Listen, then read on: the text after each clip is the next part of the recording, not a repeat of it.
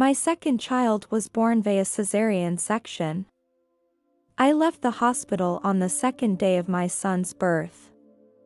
But for the next 7 days, I always felt a little unwell. But again, I couldn't pinpoint what was wrong. My baby rarely cried after birth and spent most of the time sleeping. One night, I was sitting down to feed my baby. Shortly after I sat down, I felt a little lightheaded. I asked my husband to carry the baby and I wanted to go to bed to rest for a while. When I stood up, the blood flowed down my legs. I squeezed my legs together tightly, but the blood kept flowing. My husband immediately called the emergency number and then helped me to the couch. I had a ridiculous thought, am I going to die like this? I started crying out loud. I could feel my life slowly fading away. My husband kept comforting me as he tucked the bath towel between his legs. About 10 minutes later, the ambulance finally arrived. Soon, I was carried to the ambulance. In the ambulance, my consciousness slowly blurred. When I closed my eyes, I saw 3 angels around me. They were so close to me that I felt I could touch them. I wanted to be with them, but the doctor kept shaking me next to me to keep me awake. When I opened my eyes, the angels disappeared again. When I arrived at the hospital, I was lying in a small room next to the operating room. The doctor was preparing the tools needed to do the surgery. At that time, all I wanted to do was sleep. I knew that if I closed my eyes, I might never wake up. Slowly, I closed my eyes. The angel appeared in front of me again. He put his hand on my shoulder. He asked me, "Are you coming with us or are you staying here?" I knew what my choice meant. For a moment, I thought of my family. I knew they would be okay, that they would start a new life. I couldn't bear the pain now, and I chose to leave with the angel. The angel took my soul and left. I no longer feel the pain, I am now free. The angel flew me in a specific direction, and I didn't know where he was taking me. After flying for some time, I saw a very majestic building in the distance, which was supposed to be the place we were going to. It had a rectangular shape with very thick pillars all around. I was very happy to see 3 angels flying towards there as well. I had seen them in the ambulance and I was excited to see them again. I went inside the construction, which turned out to be a huge library. I was so curious about the place. I greeted the others and it was like seeing friends and family. We shared stories of our lives with each other. I walked out the back door of the library and I saw a beautiful country road. The flowers on both sides were gently swaying in the breeze. I kept walking along the path. I saw a house appear in front of me. I could hear the sound of laughter coming from the house. I also saw a group of people walking in a garden. I saw that the gate was open and I walked right in. I noticed that the rooms were filled with small children and babies. Outside were all adults. Suddenly, a child held my hand. It reminded me of my 2 children. I saw a woman in another room who was holding a baby.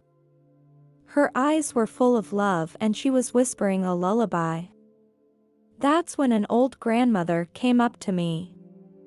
She asked me, "Are you ready to stay here?" I shook my head and said, "I'm not sure yet." The grandmother smiled at me and said, "Actually, you have the answer inside you, you don't want to leave your child." When I opened my eyes again, my husband and oldest son were standing beside me. I knew I had made my choice to go back to Earth and continue my life. After a few days, I left the hospital.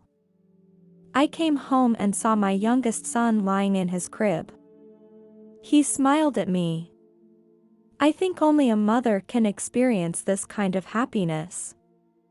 I wanted my child to grow up healthy, and I was happy to be back here. A month later, my husband suddenly asked me, "Why do you feel like a different person? You are much more mature than before you were like an overgrown child." I didn't answer him, I just smiled at him.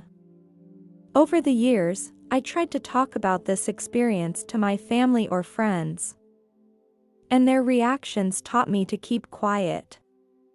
I guess it's a crazy story after all, and I think if I hadn't experienced it myself, I would have a hard time believing such a thing. After hearing the first story, what are your thoughts? Feel free to tell me in the comments section. The next story is also from a woman. She had a failed marriage. After she was killed by her husband, she met Jesus. Jesus gave her a new direction in life. Let's hear her story. My husband used to be a forklift driver. His main job was to organize goods in the warehouse. He violated company rules by drinking alcohol during work. In the process of driving, he knocked down the shelves. He caused a huge financial loss to the company. Later, he was fired. At that time, I loved him so much that I didn't blame him, and I thought he would definitely change. By that time, we had been married for 5 years and our son was 3 years old. Then we decided that I would go out to work and he would stay home with the kids. That's how we lived for a year. He promised me he would stop drinking and everything seemed to be changing for the better. One day I came home from work and he was lying on the couch playing a game while the kids were napping down there. I asked him how his day had been and he said it was fine. I then went to check on the baby. I saw that the child's diaper was completely soaked. I helped the child change his diaper. I went into the kitchen and noticed that the dishes from yesterday hadn't been washed. I got very angry and I started arguing with him.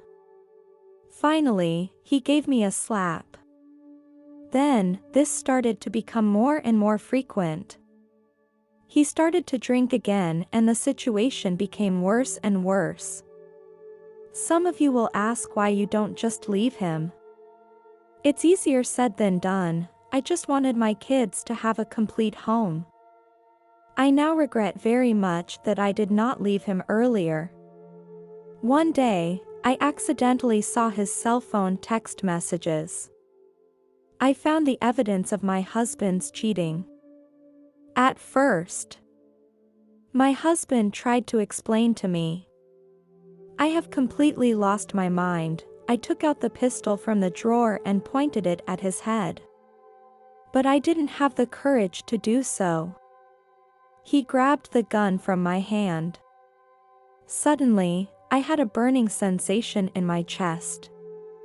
I fell to my knees in pain. He fired another shot at me, both times narrowly missing the fatal spot. My child was not so lucky, and I watched him shoot my child. My breathing became weaker and weaker. He said to me, "We are all going to die today." He ended his own life as well. My consciousness began to blur as well, and I knew I would die today as well. After a while, I appeared in a tunnel. I could see other spirits hovering around me.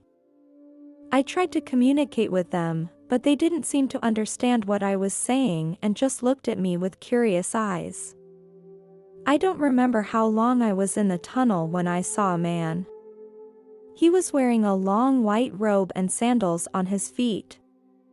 I knew it was Jesus because I felt a strong sense of love. As I tried to move closer to him, I saw that he was surrounded by people. I could feel the love he had for all of us. I felt I didn't deserve that love, so I was ready to leave. As I was walking away, I heard Jesus saying, "My daughter, where are you going?" I turned around and Jesus was right beside me. Jesus told me many things. Explained why I was here. I realized that I was not dreaming and that I was dead. What about my children? I looked at Jesus and said. I could tell by the look on his face that the child was dead. Why did you give him to me and then take him away? I asked. This is the end he chose for himself. You have to remember that Earth is not your final destination. You are not the first person to ask these questions, and you will not be the last. I asked him, what have I done wrong? Why should I be punished like this?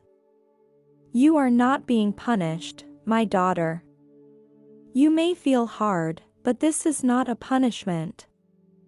The child's soul has gone home. I still don't understand what is going on. My daughter. One day you will understand. So what happens next? For now your time is not up, you must go back to your life. I don't want to go back, I've lost everything. My daughter, your mission is not yet complete. Well, I want my son back to me.